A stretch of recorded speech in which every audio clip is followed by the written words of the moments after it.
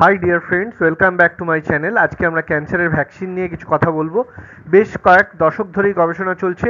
অতিমারি পর্বে একসময় বিশল্যকরণীর মতন কাজ করেছিল এমআরএনএ টেকনোলজি। রেকর্ড গতিতে তৈরি হয়েছিল কোভিডের ভ্যাকসিন। সেই একই প্রযুক্তির সাহায্য নিয়ে এবার ক্যান্সারের জন্য পার্সোনালাইজড ভ্যাকসিন বা প্রতিষেধক তৈরি করেছেন বিজ্ঞানীরা। ব্রিটেনে সম্প্রতি হিউম্যান ট্রায়াল বা মানবদেহে পরীক্ষামূলক ব্যবস্থা শুরু হয়েছে। ব্রিটেনের 30টি হাসপাতাল ক্যান্সার ভ্যাকসিন লঞ্চ প্যাডে হিউম্যান ট্রায়ালে অংশ নিচ্ছে প্রায় 1000-এর বেশি ক্যান্সার পেশেন্ট। ভ্যাকসিন বা প্রতিষেধক বলতে বোঝায় রোগ প্রতিরোধী ব্যবস্থা। কোনো রোগ হওয়ার আগেই ওষুধটি প্রয়োগ করে সেই রোগের সংক্রমণকে ঠেকানো। ক্যান্সারের ভ্যাকসিনটি অবশ্য একটু আলাদা। ক্যান্সার ধরা পড়ার পর এটি দেওয়া হবে। কাজ সে অন্য প্রতিষেধকের মতোই করবে। শরীরের ইমিউন সিস্টেম বা নিজস্ব রোগ প্রতিরোধ ক্ষমতাকে সজাগ করবে এই ভ্যাকসিন বা টিকা। শরীরের মধ্যে খুঁজে বের করে শত্রুকে অর্থাৎ ক্যান্সার কোষকে ধ্বংস করবে। একটি ব্রিটিশ সংবাদ সংস্থা মারফত জানা গেছে, ইংল্যান্ডের প্রথম ক্যান্সার প্রতিষেধকটি দেওয়া হয়েছিল ইলিয়াড ফিবকে। 55 বছর বয়সী ইলিয়াড কোলোরেক্টাল ক্যান্সারে আক্রান্ত। আগেই অস্ত্রোপচার এবং কেমোথেরাপি হয়েছিল তার।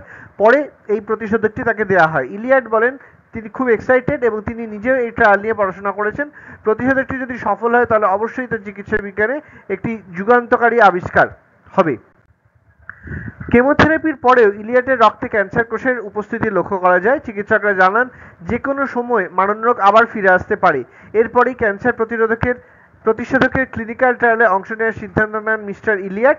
ফাইজার বায়োটেক এমআরএনএ টেকনোলজি ব্যবহার করে কোভিড প্রতিষেধক তৈরি করেছিল। সেই বায়োএনটেকই এবার জেনেনটেক নামে আরেকটি ওষুধ প্রস্তুতকারী সংস্থার সঙ্গে যৌথ উদ্যোগে ক্যান্সারের জন্য এই পার্সোনালাইজড ভ্যাকসিন তৈরি করছে। ইলিয়াডের ক্ষেত্রে যেমন তার টিউমারের নমুনা জার্মানিতে বায়োএনটেকের ল্যাবে পাঠানো হয়। জেনেটিক সিকোয়েন্সিংয়ের পর ইলিয়াডের ক্যান্সার কোষে 20টি মিউটেশন ধরা পড়ে। এরপর ভিত্তি করে এমআরএনএ সিকোয়েন্স করা হয়, যা পরে ভ্যাকসিন হিসেবে প্রয়োগ করা হয়। এই পদ্ধতিতে তৈরি টিকাকেই পার্সোনালাইজড ভ্যাকসিন বলা হয়। বিশেষজ্ঞরা বলছেন ক্যান্সারের পার্সোনালাইজড ভ্যাকসিন অপরাধীর সন্ধান চাই এর প্রয়োগ করা হয়। এই পদ্ধতিতে পার্সোনালাইজড ভ্যাকসিন বলা হয়। অপরাধীর সন্ধান চাই পোস্টারের মতোই কাজ করবে।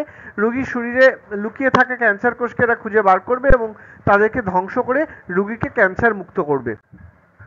ইংল্যান্ডের বার্মিংহামের কুইন এলিজাবেথ হসপিটালের ট্রায়ালের প্রধান বিশেষজ্ঞ ভিক্টোরিয়া কুইনেন বলেন, এই চিকিৎসা ব্যবস্থার পিছনে যে বিজ্ঞান রয়েছে তা যথেষ্ট গুরুত্বপূর্ণ এবং অর্থপূর্ণ।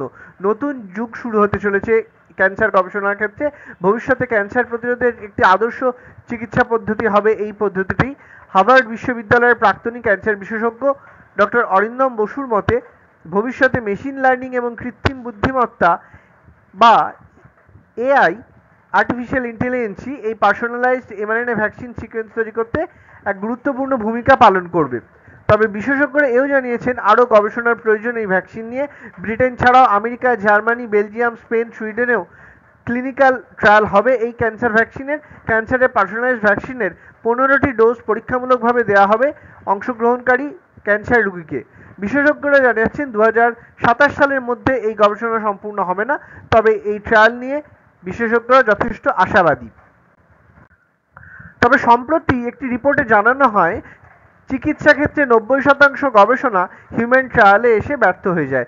ফলে আশঙ্কা কিছুটা থেকেই যাচ্ছে, আর সেই সঙ্গে থেকে যাচ্ছে বেশ কিছু প্রশ্ন। যেমন ক্যান্সার বিশেষজ্ঞ অরিন্দম বসু বলেছেন, এই ধরনের ভ্যাকসিন ক্যান্সারের যে কোনো পর্যায়ে অ্যান্টি ক্যান্সার টি সেল তৈরি করতে পারবে? সব ধরনের ক্যান্সারেই কি এই প্রতিষেধকটি কাজ দেবে? তার আরও প্রশ্ন, রোগী কি সত্যিই চিরকালের মতো সুস্থ হয়ে যাবেন? ক্যান্সার যে পরবর্তীকালে আর ফিরে আসবে না তারই বা নিশ্চয়তা কোথায়? নাকি নির্দিষ্ট সময়ের ব্যবধানে প্রতিষেধক আমাদের নিয়ে যেতে হবে? এই একগুচ্ছ প্রশ্নের পাশাপাশি চিকিৎসা পদ্ধতি কতটা খরচ সাপেক্ষ হবে তা নিয়েও চলছে চর্চার অবকাশ। Thank you, all the best.